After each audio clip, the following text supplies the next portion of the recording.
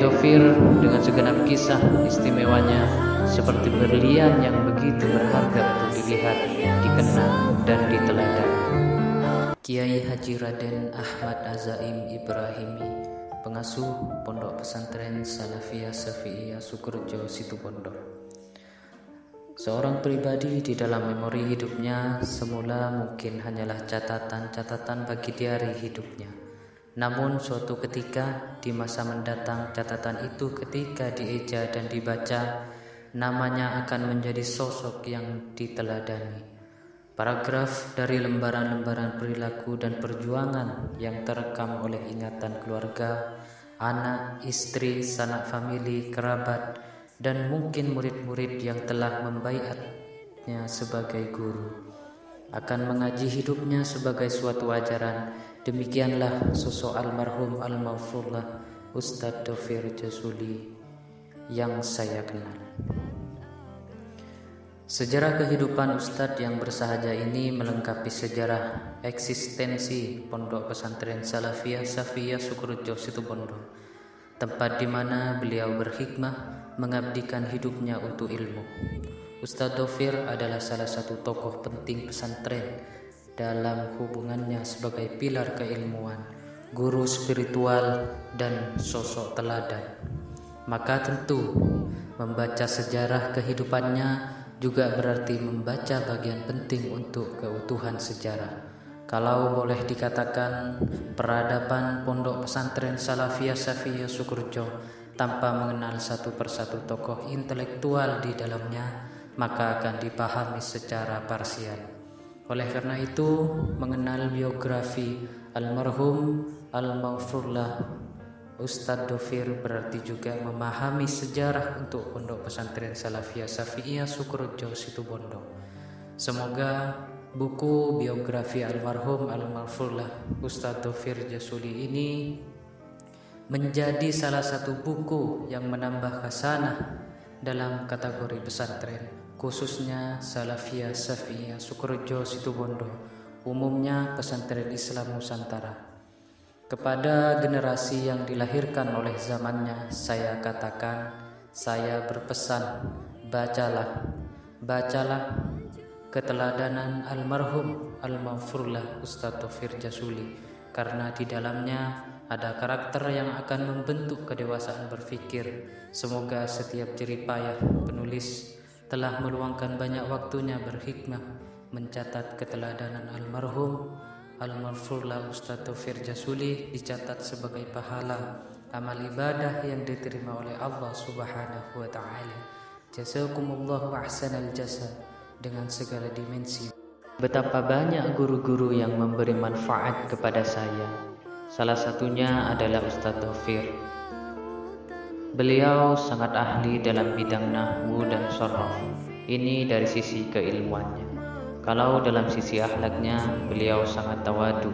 Salah satu indikasinya adalah kalau ada tamu yang meminta beliau untuk diantar ke kiai, dengan sangat senang beliau mengantarkannya. Kadang-kadang dalam rangka menunggu kiai yang belum keluar, Ustadz Dhofir yang terhormat itu tidur-tiduran di musola. Orang yang sesungguhnya terhormat tetapi tidak memposisikan pada tempatnya terhormat. Karena dari kerendahan hati dan ketawaduan beliau kepada kiai, kebiasaan mengantarkan tamu diikuti oleh istri beliau.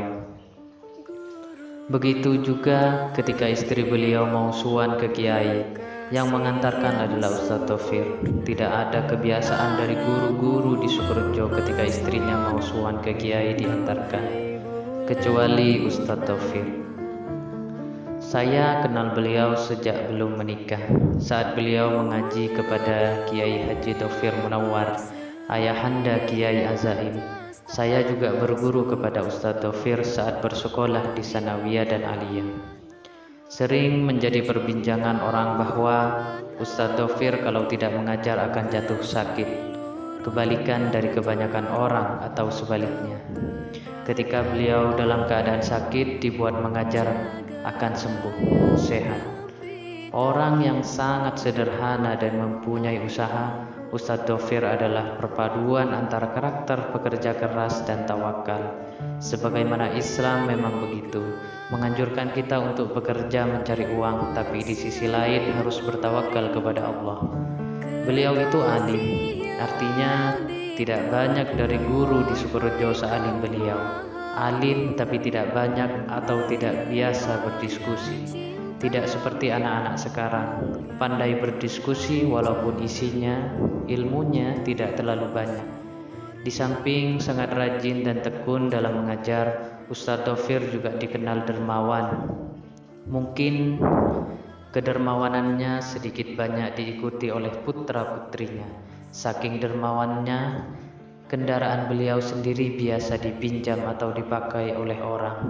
Bukan hanya ilmu beliau yang dikasihkan, tapi harta dan apa yang dipunya beliau diberikan kepada semua santri pencari ilmu.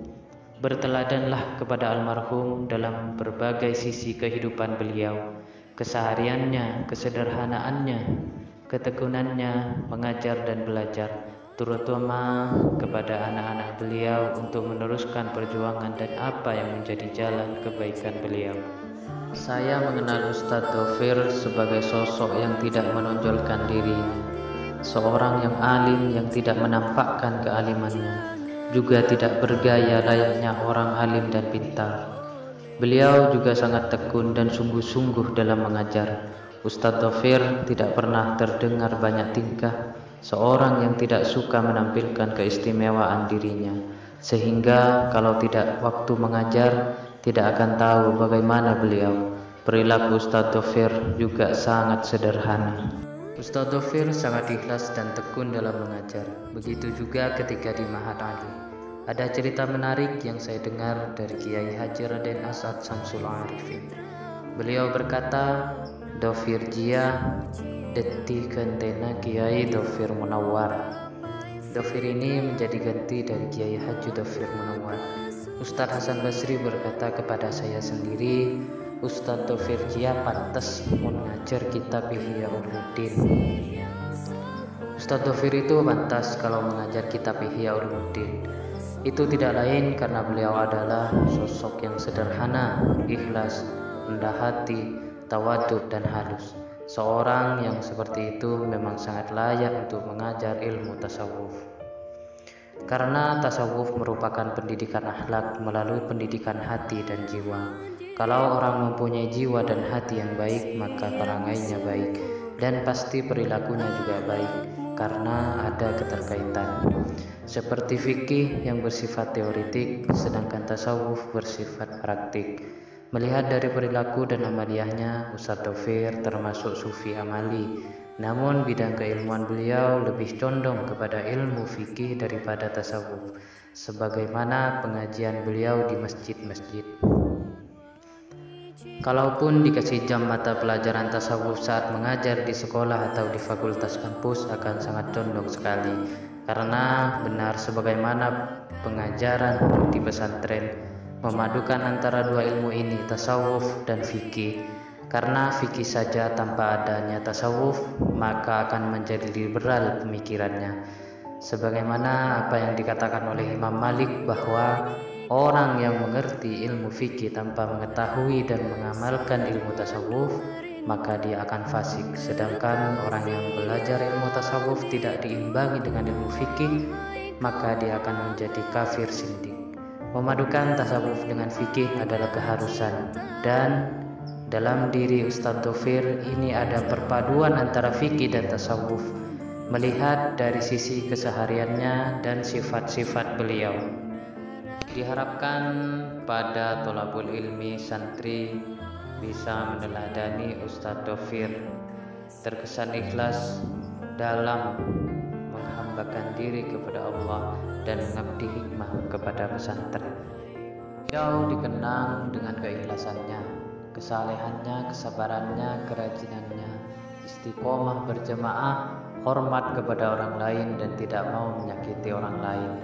Ustadz Dhofir di masjid sering membaca kitab hikam, sebuah kitab fans tasawuf yang memang sangat pas untuk beliau. Saya sangat aktif mendengarkan pengajian Ustadz Dhofir di masjid.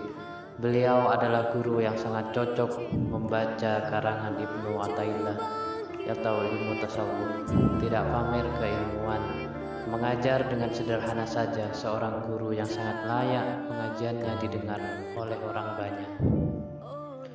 Akhlakul karimah dan kerajinan beliau dalam ta'lim wa ta'allum, juga keikhlasan menolong orang lain. Karakter sufi yang nampak dari sosok beliau seperti sabar, ikhlas, tawadu, sederhana dalam penampilan, dan sifat tasawuf lain. Ini semua yang sangat perlu untuk dicontoh para santri dan masyarakat umum.